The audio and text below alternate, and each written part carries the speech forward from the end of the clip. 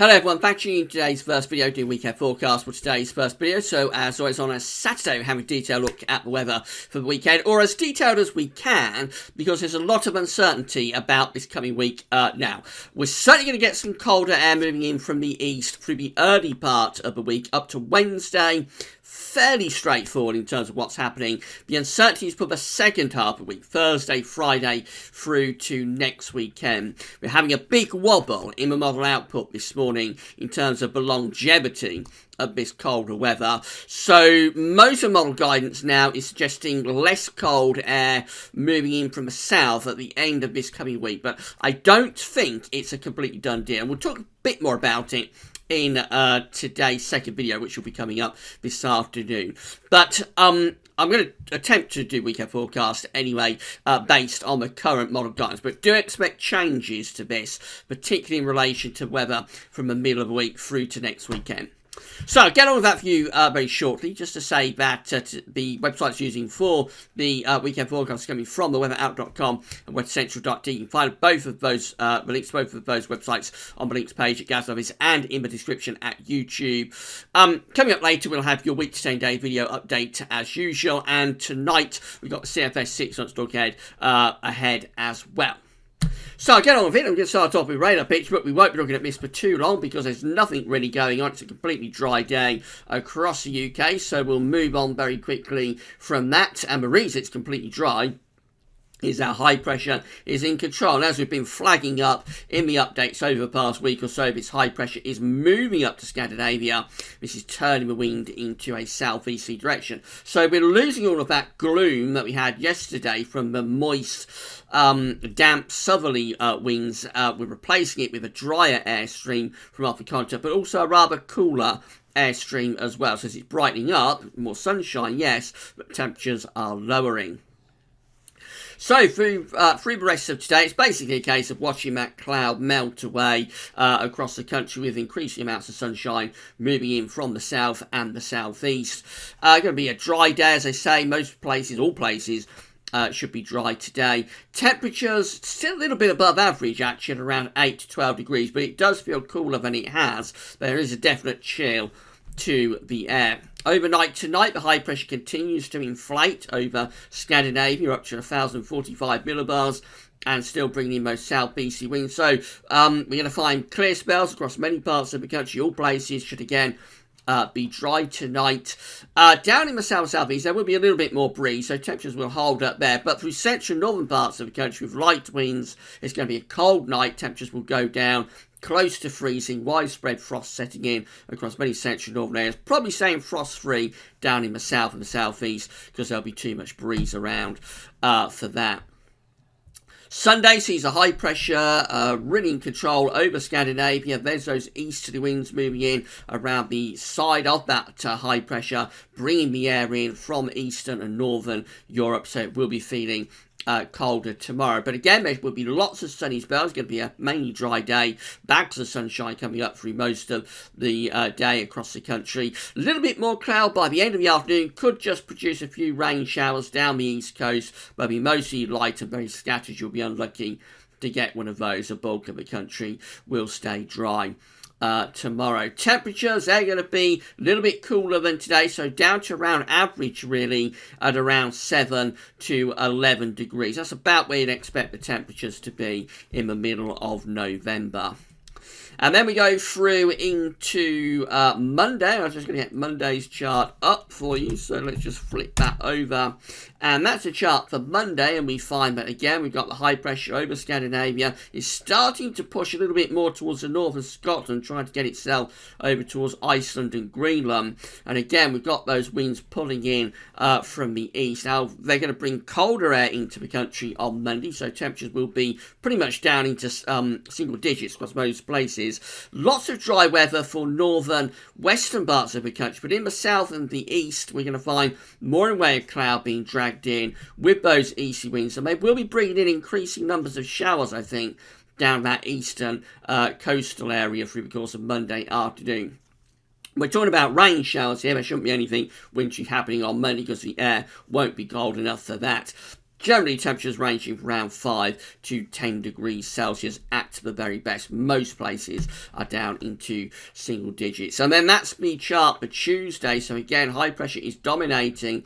Its position is just off the coast of Norway in the Norwegian Sea. We've got these easterly winds as well pushing in across the country with low pressure beginning to develop down to our south. So it's quite a strong easterly wind that we have on Tuesday. It will feel cold and it's going to bring more showers into eastern parts of the country. The showers could be heavy and they might merge into longer spells of rain actually down the east coast. And as these showers move inland, as the air begins to turn colder, we might see them turning increasingly wintry through Tuesday afternoon and Tuesday evening, particularly over the high ground, so like the North York Moors, the Derbyshire Peaks. I think in those areas, yes, you could well find the showers turning wintry on Tuesday, but rain down to lower levels and rain along the eastern coast where there will be heavy showers at times through the course of Tuesday. It'll be a cold day. Temperatures will be below average between around 4 and 8 degrees Celsius, but it will feel colder than that in the strong and brisk easterly wind. And then from Tuesday into Wednesday, we actually get an area of low pressure developing from the south and southeast moving in across the country. So if this was winter, if we was in the middle of winter with this would be a really snowy scenario. It would be outbreaks of heavy snow moving in from the south and the southeast, something that we haven't had for a little while. But in terms of this particular area of low pressure, mainly going to bring rain. So we're going to find outbreaks of heavy rain moving in from the south and the southeast during the course of Tuesday night. Wednesday will be a wet day for much of England and Wales, with outbreaks of rain on and off through much of the day. This could turn to sleet or snow, and it's most likely to do so over high ground, so like the Welsh Mountains, again the Staffordshire, Derbyshire, moorlands and peaks. You could well find rain tend to snow there. Pennines also. Pennine Chain could have some snow on Wednesday. But down in the south and the southeast and at lower levels, this is likely to be mainly rain, possibly a little bit of sleet mixed in here and there, but mostly rain to lower levels. Scotland and Northern Ireland should stay mainly dry, but we'll still have this cold easterly wind blowing, and that could bring wintry showers into northern, central and eastern parts of Scotland in particular. A cold day, temperatures stuck under that rain, really just 4 or 5 degrees. So yeah, really quite a cold and raw day with those outbreaks of rain on Wednesday. And moving to Thursday and Friday, it all gets rather complicated. We have this area of low pressure pulling away to our west and southwest on Thursday, and that's how things are looking on Friday. Again, low pressure down to the southwest. Still a lot of blocking to our north, but just the orientation of this blocking is bringing up more of a southerly to southeasterly wind. Notice the blocking high is not getting itself up to Greenland. We have been thinking that this high pressure would move from Scandinavia and form a block over Greenland. That might still happen. There is still the possibility that that could happen. As I say, I'll talk about this more in today's second video update. At the moment, it looks like this high pressure is going to be most likely to be somewhere around Iceland to the north of the country. So it is still a blocked situation, but it's just this area of low pressure down to the southwest that's complicating things and seemingly stopping us getting cold weather in the second half of the week. So on this solution, what happens is the outbreaks of rain that we have on Wednesday push westwards and southwestwards. So you'll have showers and longer spells of rain on Thursday and Friday in the west and southwest. Many northern and eastern areas would be mostly dry with sunny spells. Temperatures still quite chilly, still quite a chilly air mass, but just gradually lifting the temperature back up, possibly to around 9 or 10 degrees down in the southeast. The alternative scenario is that blocking is a lot stronger and does get towards Greenland. If that happens, we probably keep the wind in from a northeasterly direction. That would be a colder scenario, therefore. You'd see the rain on Wednesday pulling away to the southwest, and then you start to bring down colder air from the north, from the northeast. And you will probably find showers by Friday turning increasingly to snow across Scotland and northeastern parts of England. That will set us up for a cold weekend next weekend. Talking of next weekend, that this idea is that there's a lot of dry weather and it's temperature's probably quite close to average. But again, we have that alternative scenario, which is for something quite a bit colder to be happening by next weekend. So it's just a case of watch your space, really, with very low confidence from around Thursday onwards. Finally, just having a look at the charts from weather outlook. Loads of dry weather today, bags of sunshine. Temperatures are lower than they have been. They'll be lower still tomorrow, but still with plenty of sunny spells.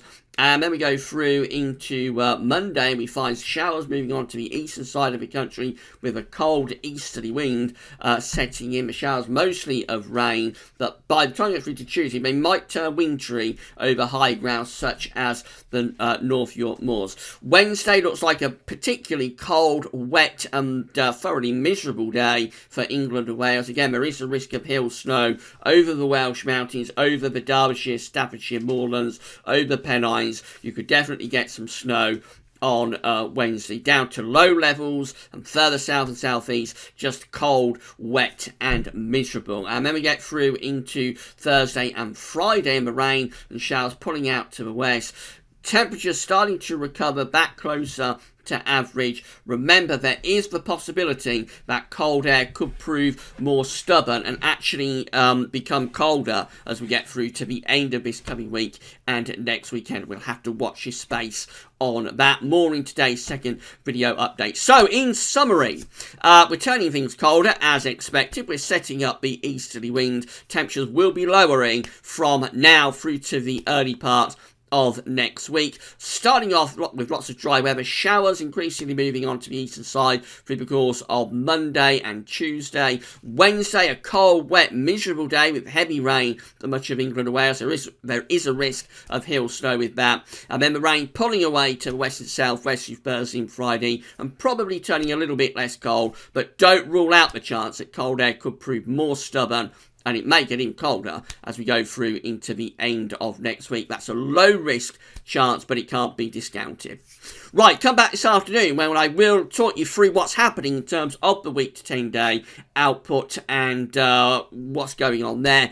And then this evening, just for fun, it'll be the CFS 6 month look ahead. That's all for now, and thanks for watching.